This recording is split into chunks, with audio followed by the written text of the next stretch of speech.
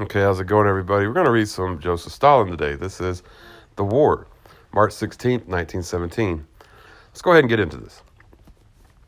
The other day, General Kornilov informed the Petrograd Soviet of Workers and Soldiers' deputies that the Germans were planning an offensive against Russia. Rodzayanko and Gudkov took advantage of the opportunity to appeal to the army and the people to prepare to fight the war to a finish. And the bourgeois press sounded the alarm. Liberty is in danger. Long live the war. Moreover, a section of the Russian revolutionary democracy took a hand in raising the alarm. To listen to the alarmists, one might think that the situation of Russia today resembles that of France in 1792, when the reactionary monarchs of Central and Eastern Europe formed an alliance against Republican France with the object of restoring the old regime in that country.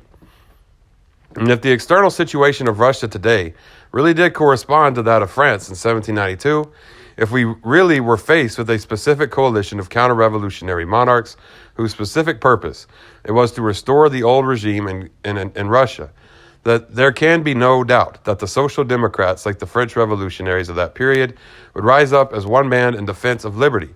For it is self-evident that liberty won at the price of blood must be safeguarded by force of arms against all counter-revolutionary assaults, from whatever quarter they may proceed. But is this really the case? The War of 1792 was a dynastic war fought by absolute feudal monarchs against Republican France because they were terrified of the revolutionary conflagration in that country. The aim of the war was to extinguish the conflagration, restore the old order in France, and thus guarantee the scared monarchs against the spread of the revolutionary contagion to their own countries. It was for this reason that the French revolutionaries fought the armies of the monarchs so heroically. But this is not the case with the present war. The present war is an imperialist war. Its principal aim is the seizure and annexation of foreign, chiefly agrarian territories by capitalistically developed states. The latter need new markets, convenient communications with these markets, raw materials, and mineral wealth, and they endeavor to secure them everywhere, regardless of the internal regimes in the countries they seek to annex.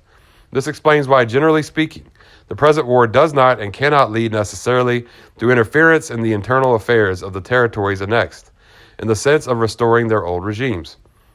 And precisely for this reason, the present situation of Russia provides no warrant for sounding the alarm and proclaiming, "Liberty is in danger. Long live the war."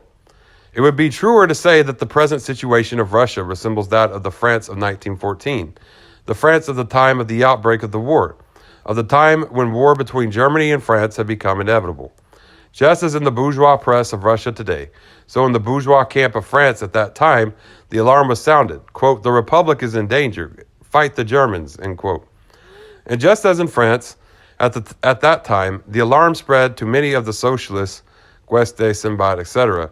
So now in Russia, quite a number of socialists are following in the footsteps of the bourgeois bellman of, quote, "revolutionary defense," end quote. The subsequent course of events in France showed that it was a false alarm, and that the cries about liberty in the Republic were a screen to cover up the fact that the French imperialists were lusting after Alsace-Lorraine and Westphalia. We are profoundly convinced that the course of events in Russia will reveal the utter falsity of the immoderate howling that, quote, "liberty is in danger," end quote. The, quote, "patriotic smokescreen will disperse, and people will see for themselves that what the Russian imperialists are really after is the Straits in Persia."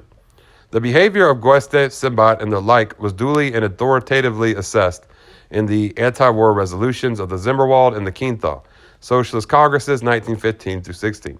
Subsequent events fully proved the correctness and fruitfulness of the Zimmerwald and Kienthal thesis. It would be deplorable if the Russian revolutionary democracy, which was able to overthrow the detested Tsarist regime, were to succumb to the false alarm raised by the imperialist bourgeoisie and repeat the mistakes of Gueste and Simbat. What should our attitude as a party to the present war? What should be our attitude as a party to the present war? What are the practical ways and means capable of leading to the speediest termination of the war?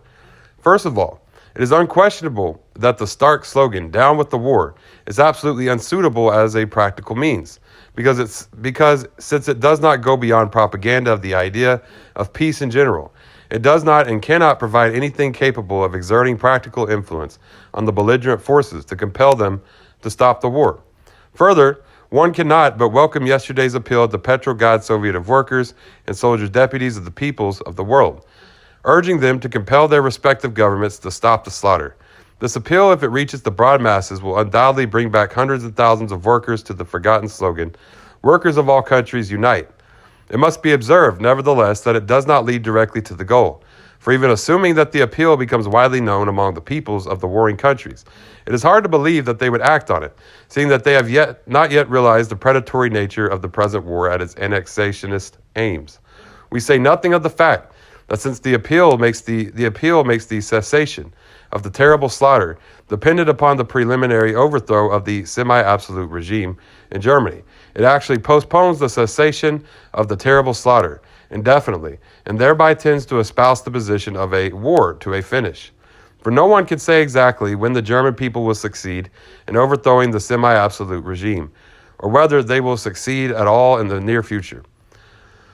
What then is the solution? The solution is to bring pressure on the provisional government to make it declare its consent to start peace negotiations immediately.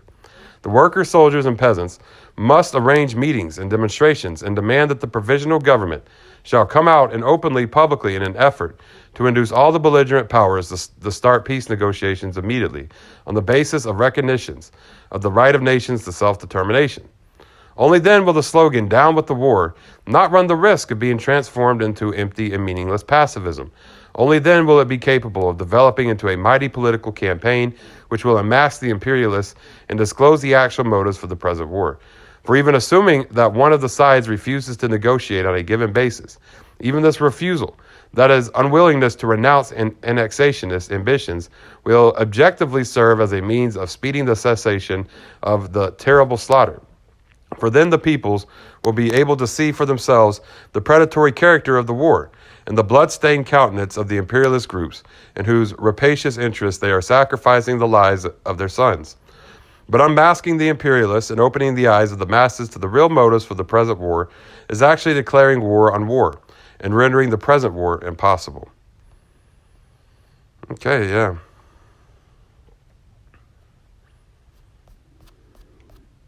So this is, that was The War by Joseph Stalin on March 16th, 1917.